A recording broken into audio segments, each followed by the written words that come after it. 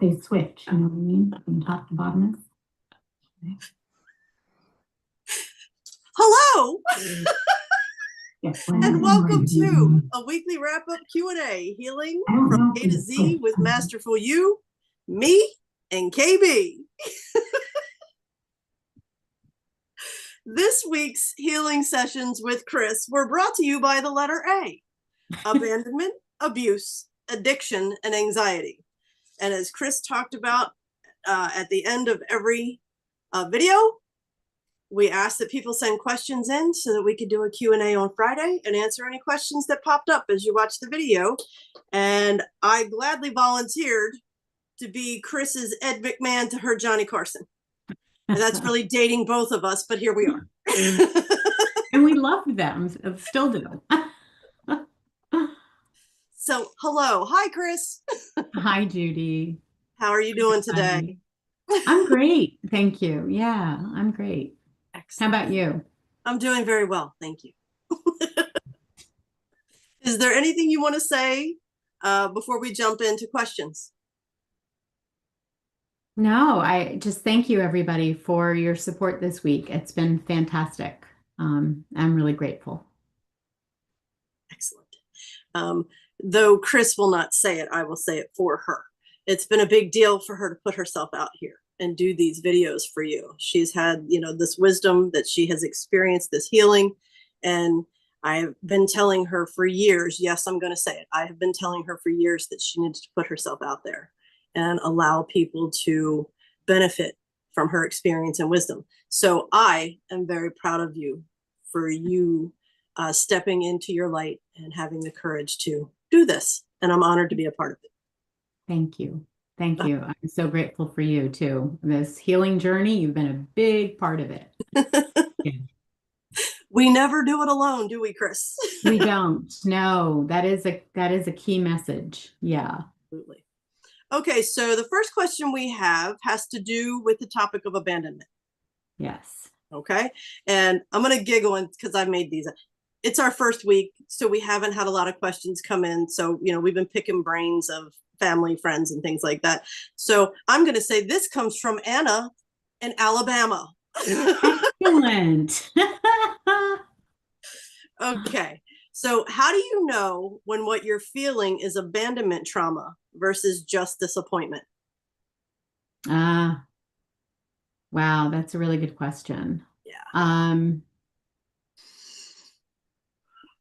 As with all things, it's about the answers lie inside our experience and inside our unconscious, right?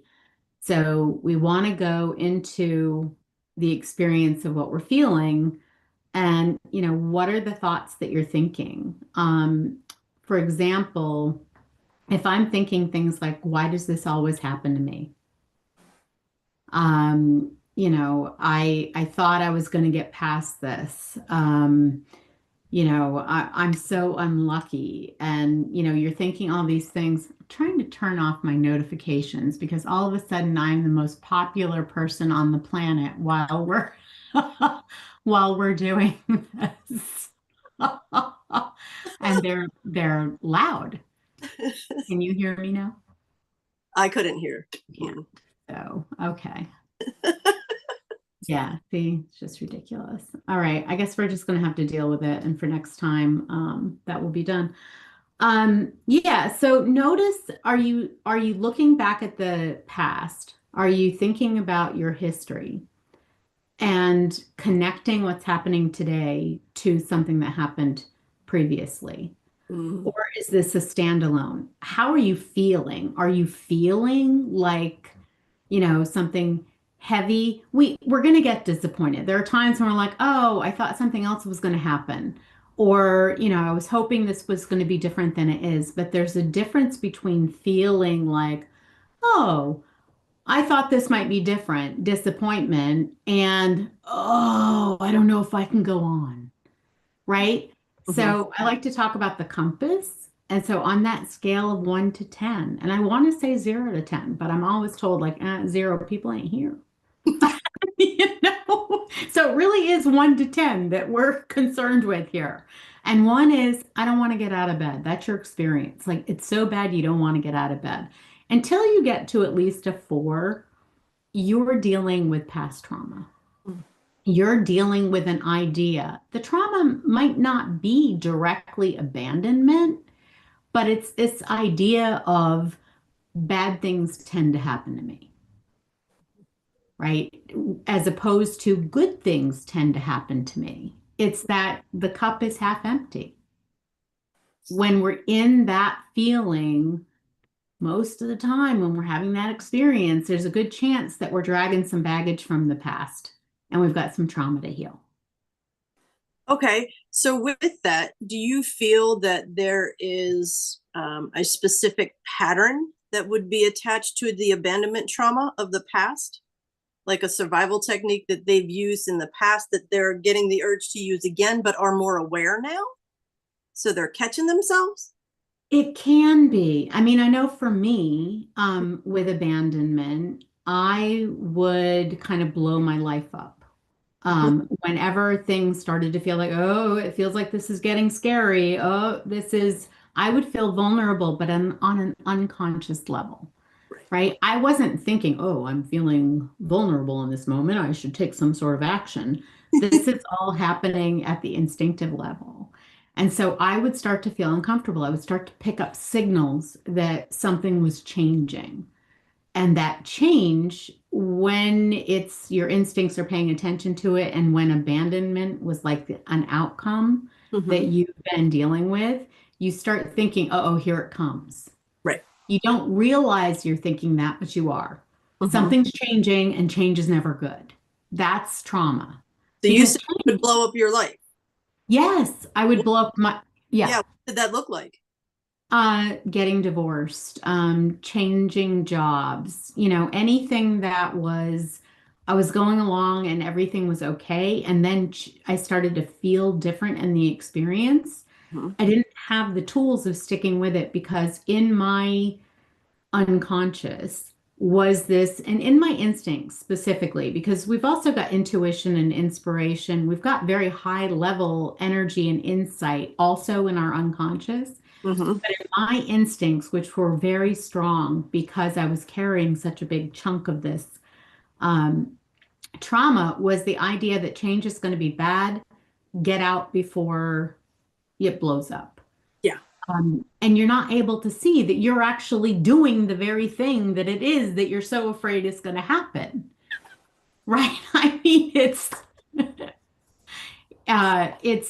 the logic of the subconscious, the logic of instincts Mm-hmm. isn't really there. No, no, it's that survival pattern. It's what you do in order to survive. And 9 times out of 10, it doesn't make any sense. Right, And like, exactly. yeah. And like I've always said, one of the hardest pills for me to swallow was accepting the fact that everything that has happened to me in my life, I played a role in. I Yes, pay too. yes, absolutely, absolutely. And when I started thinking about how my unconscious mind, my instincts were actually trying to give me opportunities to actually see the pattern again so that I could work my way through it this time and Mm-hmm. be rational Mm-hmm. and actually use my intuition and inspiration to find my way through in a way that was peaceful so I could be okay in my skin, so I could realize that change doesn't have to be a bad thing. In fact, I know logically and from experience, change can be incredible. I Yes. mean, some of the best things, all of the best things that have ever happened in my life came about with change. Mm-hmm.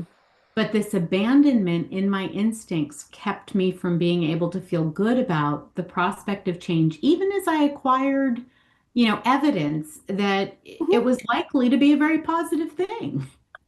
Yeah, the resistance is real. I mean, Yeah. it's a pattern deeply embedded because we needed it for survival. Yes. So Yes. yeah, and I'm hearing disappointment. With disappointment, it's one of those things where it's like, oh, okay, that didn't turn out the way I planned. In my mind, it's like, okay, that must be there's something better coming. Yes. That's what I Yes. had to shift my line of thinking to. Okay, if I didn't get this, then it means there's something better coming my way. Yes.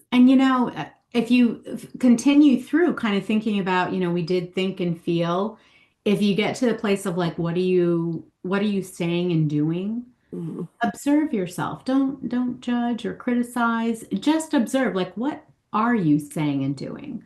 I remember saying things like, oh, this stuff happens to me all the time. I can never catch a break. And ask yourself, like, is that actually what you want to be true? Right. I mean, is that how you want to see the world? Because how we see the world is how we're going to live it.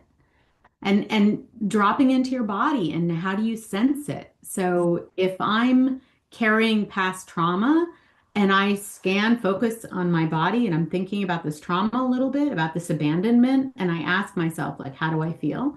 My body's going to start saying, oh, we got tension over here, tension in aisle B or, aisle A in this case. Your body's going to communicate with you.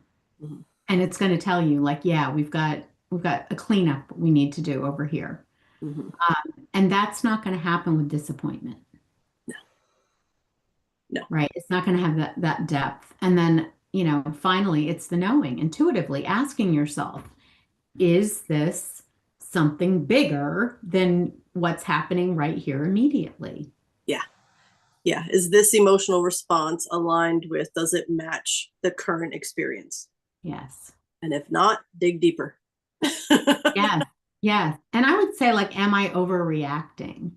And not as a judgment. It's just if I could step back as a casual observer and I look at the situation and I look at what happened here, and then I look at the reaction to it, Mhm. do they match?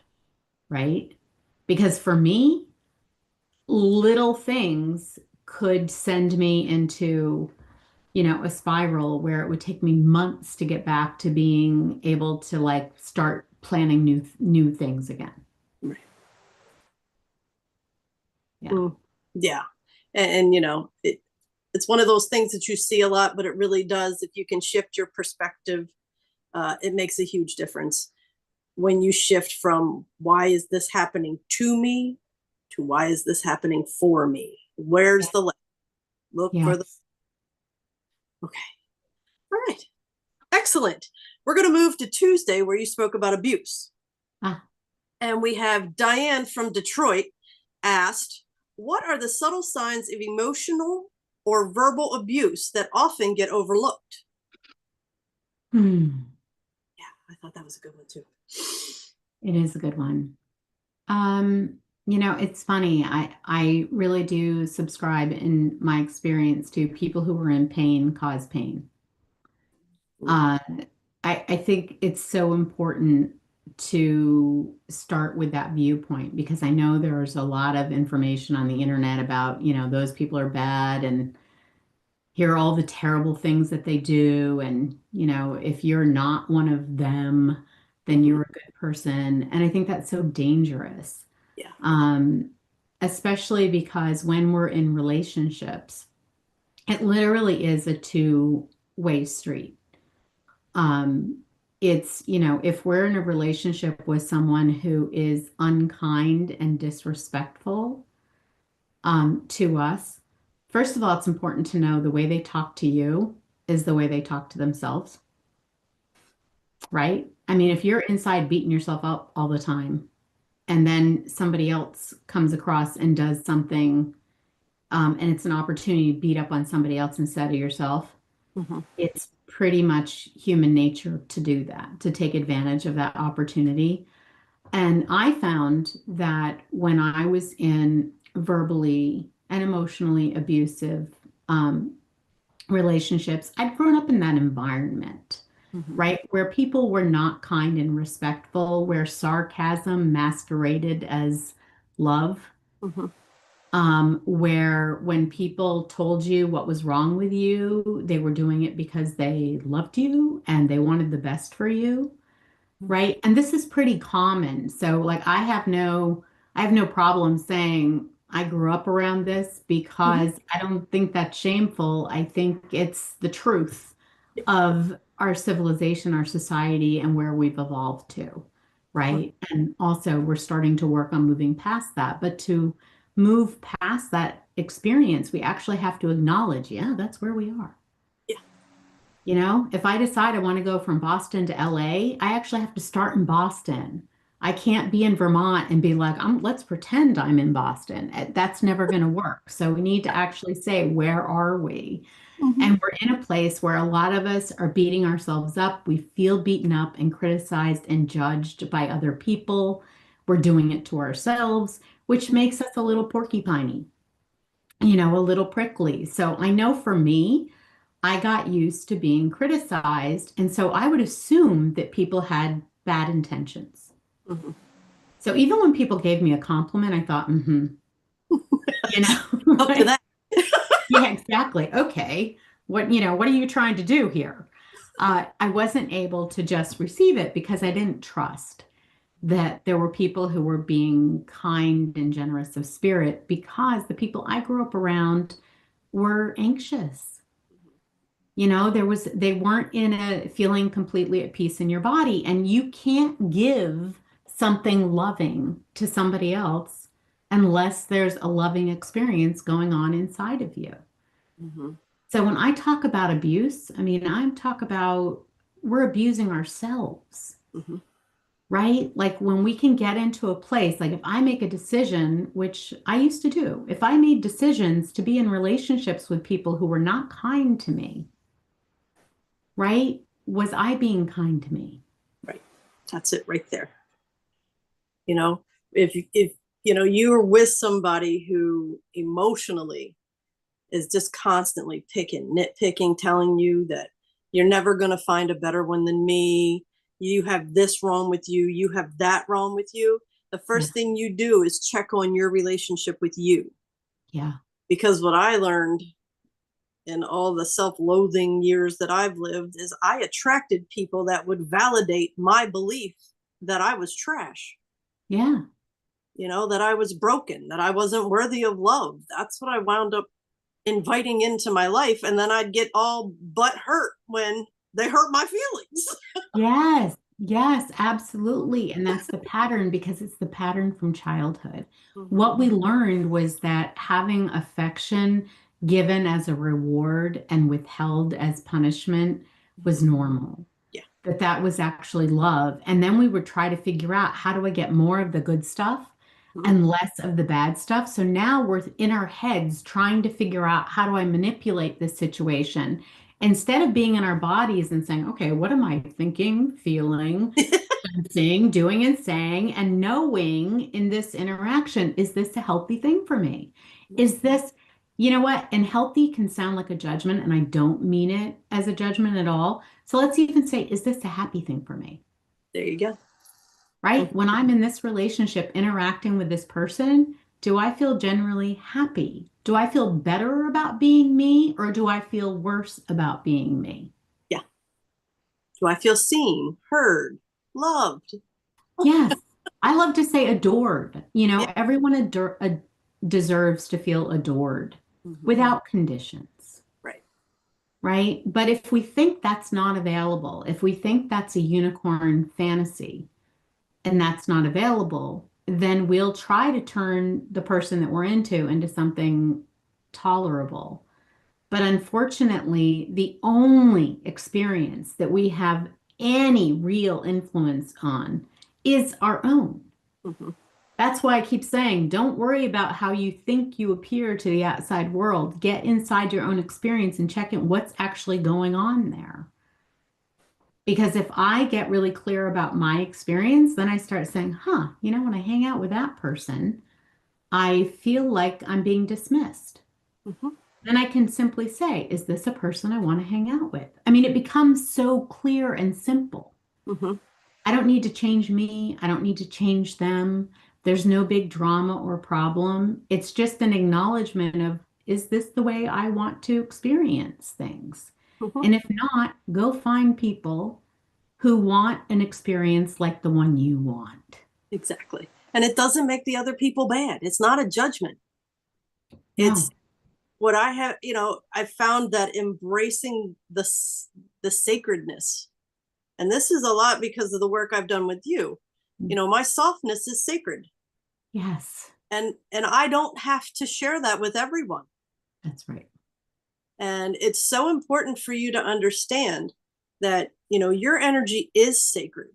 And being a recovering people pleaser, we don't have to shift and put masks on so that we're accepted everywhere. Because No. once we accept ourselves, then we're a lot more selective as to who we open ourselves up to. Yes, yes, absolutely. I mean, it becomes more about, even think about in relationships or in intimate relationships, this idea that, oh, well, this person is giving me attention, so therefore I need to, kind of dive into that and see how much more attention I can get and, Right. whatnot. Whereas there's like no process of, is this what I imagined when I thought about love? Right? We need to be just like when you go for a job interview. Oh my God, I hope they hire me. I hope they want me. How about when we walk in the door? I used to coach people on this all the time. When you walk in the door, you're interviewing them. Is this a place where you want to work? Do they deserve to have your time and energy? Mm-hmm. Right? It's not just about an exchange of I'll show up and you pay me. It's like, is this an environment that is going to support you in being who you want to be in the world and feeling the way you want to feel? And I feel like more and more people are waking up to that perspective, Yes. you know. Yeah. Yeah. Yeah. And people are complaining about it, right? Yeah. Yeah. Like, how dare you Mm-hmm. be picky about the situation that you want to be in or how much money you want to make or whatever? Because in our generation, we were not taught to be like that. Um, Beggars can't be choosers. right. Right. Well, yeah. What makes you think that, a better job than this will come along? Mm-hmm. Like, well, do we have to assume it won't? Right. And it always goes back. It's so simple. It always goes back to the half cup and the cup half empty or half full. Mm-hmm. Because the way we look at things, is going to determine the way we experience it. I mean, you want good things to happen, assume good things are going to happen. Mm-hmm. Exactly. So I'm not sure we answered specifically subtle signs of emotional growth. Oh, I mean, yeah. I would, you know, I know. I do the big sarcasm. picture thing. Hmm. The biggest thing for me is energetically, how does it feel to you? When somebody says something to you, your body is going to respond. Yeah. Energy doesn't lie. Right. So if it gives you a hint of, oh, that didn't feel so nice, then those words are being used against you. Yeah. Yeah. Though the words may sound okay, the energy behind them is not kind. It's not respectful. And your body will let you know that. Right. And I have, it's so funny because I'm thinking like, okay, so anything prior to like the year 2018, Mm-hmm. all of that was subtle signs that people were at war with you Mm. and you were at war with yourself, Oh, wow. right? Competitive battleground. I mean, all of it. Right.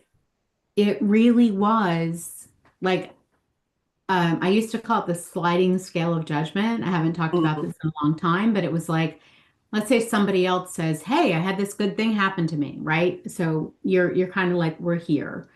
And then it's like, "Oh, I had this great thing happen to me." Automatically, we're like, "Oh, they went up," which means in comparison, I just went down.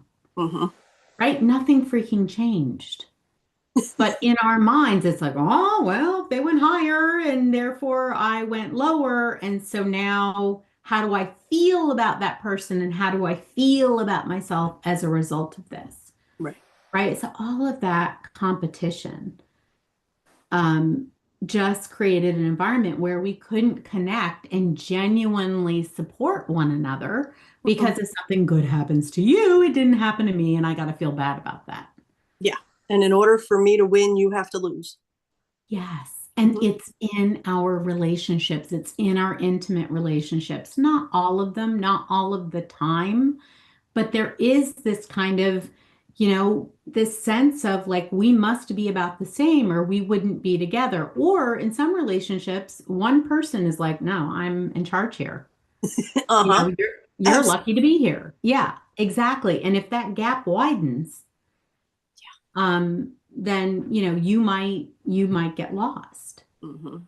So we really want to get away from this idea of like who's better. I mean, we all came into this world, we're all going out. I mean, and what we do in the meantime, really just affects us. Hmm.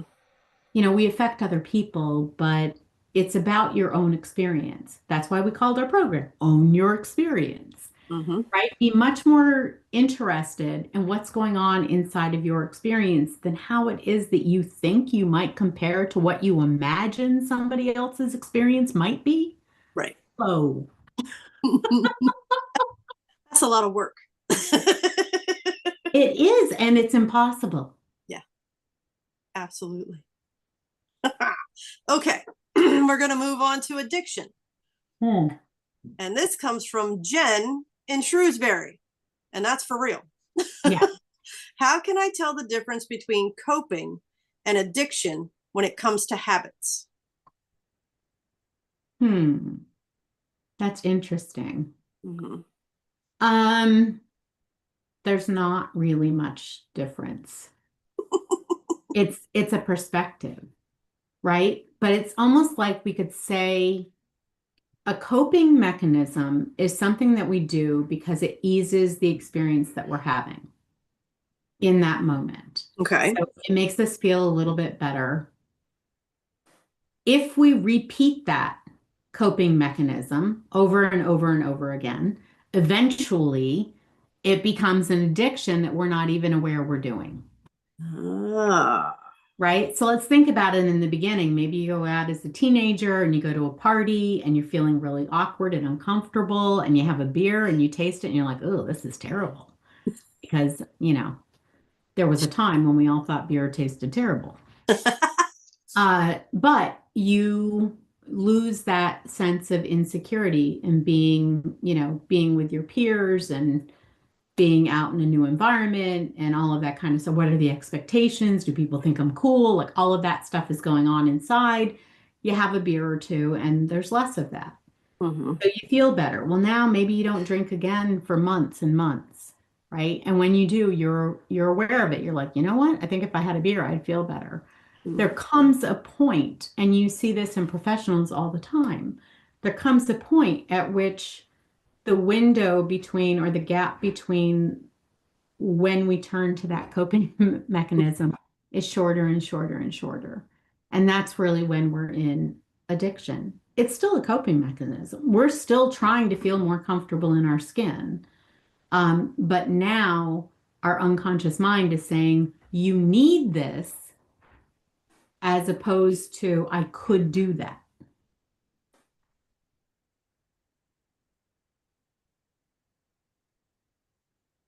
Mm. Okay. So the intensity of the need. Yeah, and the sense of like it's not a choice anymore. Yeah. When it's an addiction, it's not a choice. It's your unconscious mind saying, I need this. Mm-hmm. And your intellect will justify that. Because now you're feeling uncomfortable. That's the point, is that, and the discomfort that you feel will escalate because it's your instincts trying to get you to do the thing that it thinks you need to do in order to be safer in your body. Right. Now I know in the video you talked about healthy addiction.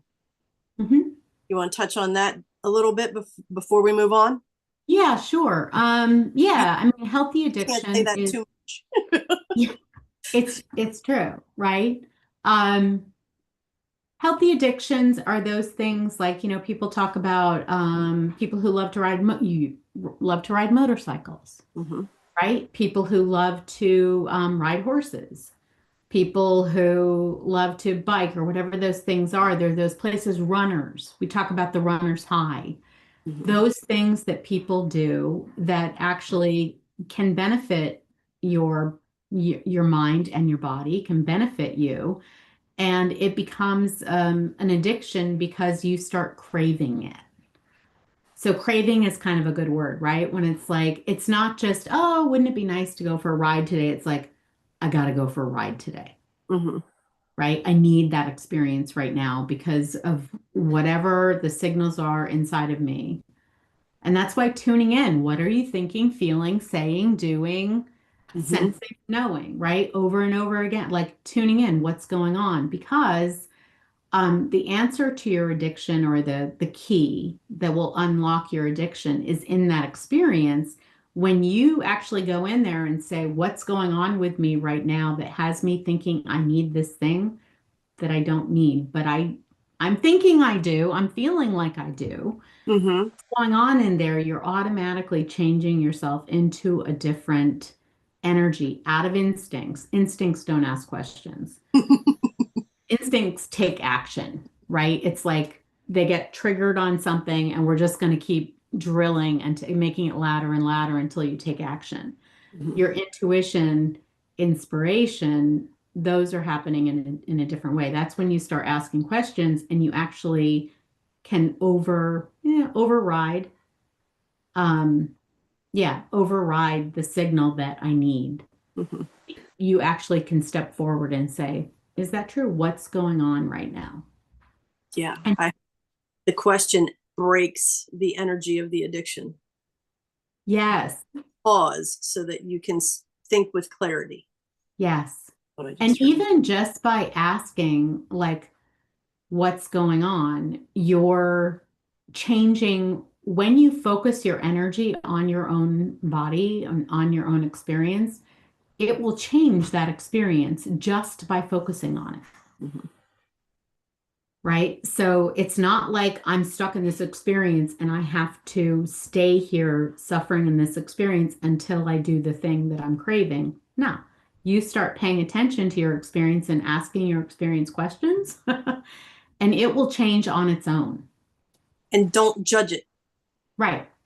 Don't judge it. That's the biggest thing I keep hearing over and over and over again is, you know, when we judge ourselves for the addiction, when we judge ourselves for drinking the alcohol, that Right. just feeds into the pattern because we're feeling shitty about ourselves. Then we want to escape from feeling shitty about ourselves. So we drink some more and we Yeah. get a little window of a break.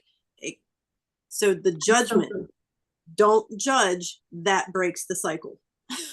Yes, absolutely. Compassion, kindness, and there's a great little scene in The Little Prince, the book The Little Prince, Mm-hmm. where the little prince comes upon this guy who's sitting on a planet all by himself drinking.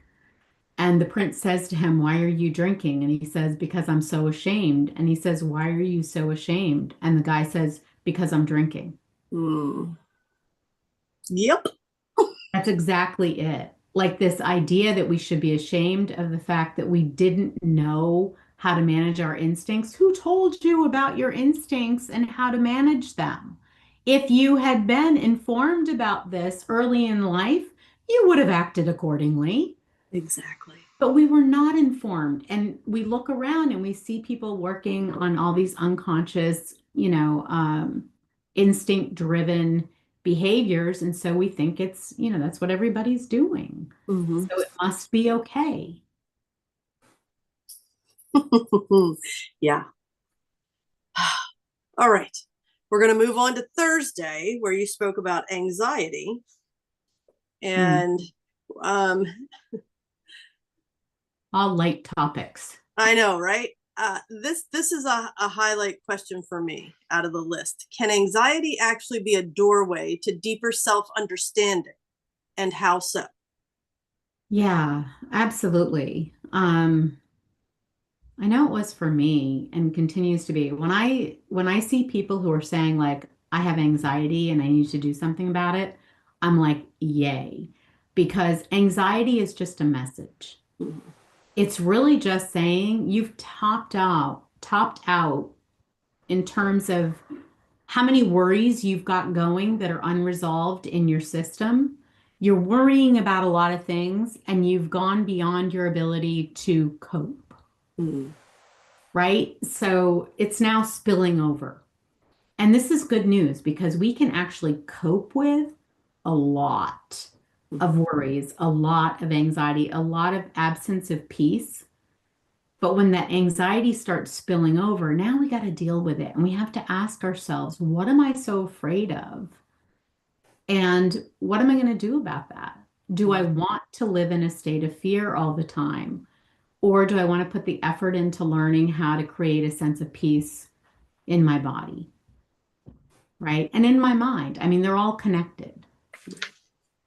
So we have to get back to a state of peace in our own experience. You go along, you've lived long enough, right? You just keep accumulating additional, oh my God, I gotta worry about that now. Oh my God, I didn't even know that was a thing. Now it is. I gotta worry about that. We keep heaping them into the basket. It's like, well, I'll avoid this, I'll stay away from that, I won't do this. I'll never talk to someone like that. And you keep adding it up, and pretty soon, you're going like this, and you're like, wow, I wonder what's happening with me. Your body is telling you, you got to resolve some of this. We Mhm. can't just keep trying to avoid and escape and manage and control all of the things in the world that we could potentially ever be afraid of, right? We really need to be like, okay, what are those things that meet my qualifications in terms of this is a priority big enough for me to address? And what are the things that I'm just going to let go? That list of what I'm, you can control and what you can't. yes. Yes, exactly.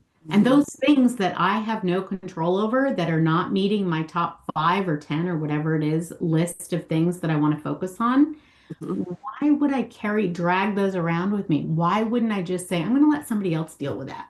Yep. Someone else who's better qualified, who's more interested, who whatever the things are, Mhm. right? We do not have to walk around as little hyper vigilant,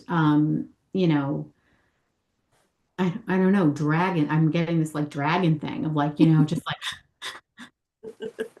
I was hyper vigilant. I mean, and I'm not picking on anybody. There's no judgment in this. Like I didn't realize that I was hyper vigilant, but I was for more than 50 years of my life, walking around looking for the bad thing that was about to happen. It's a terrible way to live. Mhm. So you said you experienced anxiety as well. You literally wrote a book about it. Two What now. Yeah. 2 books? What did your anxiety teach you? What did my anxiety teach me? First of all, it taught me that I needed to know, I didn't know anything about how my mind and body and soul work together. Zero. I Mhm. didn't know anything about the inside experience. Um, and I didn't know how to like actually be in my skin and change my experience, which means that I was always reacting to whatever was happening around me. Mhm. I couldn't be here and have things happening and just be like watching it. Everything that happened felt personal. And I had to, respond to it. I mean, there had to be this equal and opposite reaction kind of thing. Um, and so I was just going around like in this hypervigilance, watching the environment and then like having an opinion about everything and feeling something about everything and having to, my God, the outrage of it all. It was just very active and very unconscious, very dramatic, right? And Mhm. what my anxiety really taught me was there was this other place where I could be sitting inside here and this like calm and peaceful experience where I was just going like, huh, oh, they think that. Interesting. The observer. The observer. Mhm. Yeah. Have I ever thought about it that way before? Do I understand why they're thinking that way? Is it even a topic that I'm interested in? Do I care enough? No. Do Okay. I care enough? Yeah, a lot of times, no. Right? It's not about being rude. If somebody's telling me about something that they're really interested in, I'm interested in the fact that they're interested. Mhm. Right? But I don't have to have an opinion about the topic. Mhm. I can just support the fact that they're interested in it. I don't have to agree or disagree. Right. I can actually say, interesting, and really listen to somebody, like really listen to them share what it is that they're sharing, and then not have an opinion by saying, interesting. Yeah, because people want validation. So much of the anxiety is about, please validate me, right? Mhm. I need somebody in the world to validate me. And when we get inside our own skin and inside our own experience, and we start to be able to cultivate, like, ooh, this feels better. Oh, when I think about things this way, that's more lovely. And we really start to get that peace thing going inside. We can't help but become really interested in ourselves. We are anyway. Can I just say, we are the most interesting people we know to ourselves. How could it be otherwise? Hmm. And we've been taught that to say that is somehow selfish, you know, or arrogant or whatever. It's like, Hmm. right? I mean, it doesn't make any sense at all. So really getting into yourself and finding out like, what is it that makes me hum? Like, what is it that I want to do with this life that I have? Hmm. Really paying attention to that. If you create a lot of focus on you, you will fall in love with yourself because you will find out that the essence of you is perfect for exactly who you are. Yeah. I mean, just absolutely perfect. And then you'll realize, oh, that's true of everybody else too. So this whole competition, this whole idea that some people are better and some people are worse, that was all nonsense from the start, Hmm.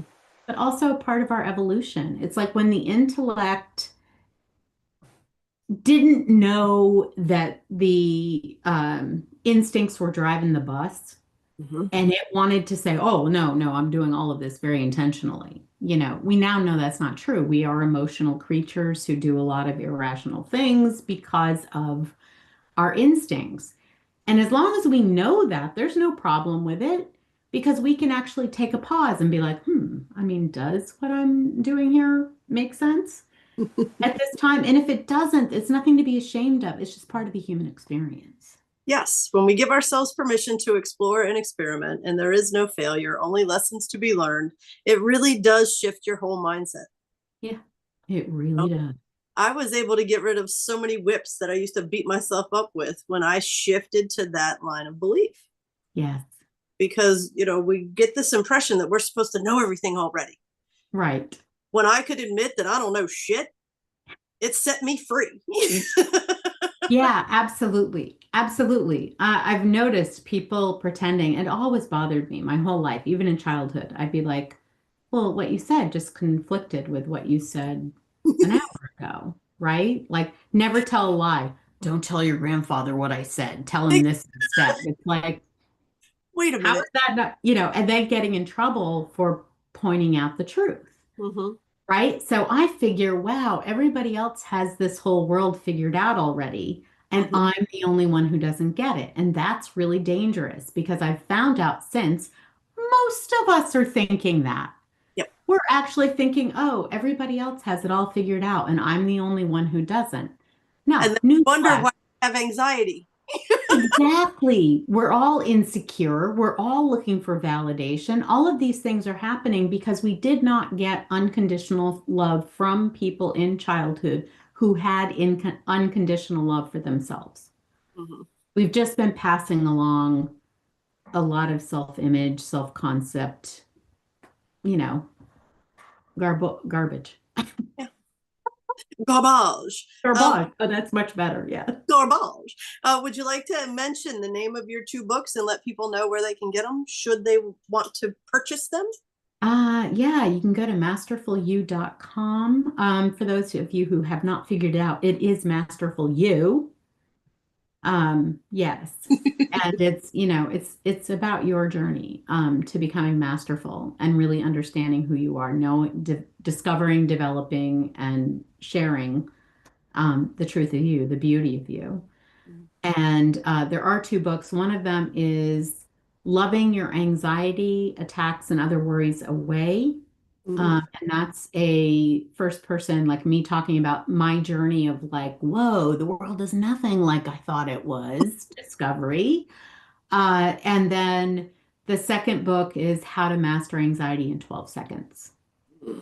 And it's the same book written. The second book is in second person. So it's just instead I took my journey and I said, here's how you can use this to walk yourself from suffering. I was suffering with anxiety attacks. I mean, going to the hospital thinking I was dying repeatedly. And this was like not long after 9/11 when all of this started. And I knew so little about what we experience and trauma and um, what's the word I'm trying, instincts. I knew so little about all of that back at that time that I made no connection between all of the traumatic experiences that had happened and my sudden um, prominence of panic attacks. Right. Hmm. All right. Is there anything you feel after your week of videos that you would like to share with our people out there? I'm hearing any loose ends you'd like to tie up before we wrap it up. Um, no, I don't think so. I mean, I would just say, like, I'm going to say over and over and over and over and over again, you are not broken. You may have worries in your system you don't that are affecting you that you don't know about. You may have old traumas. We all do.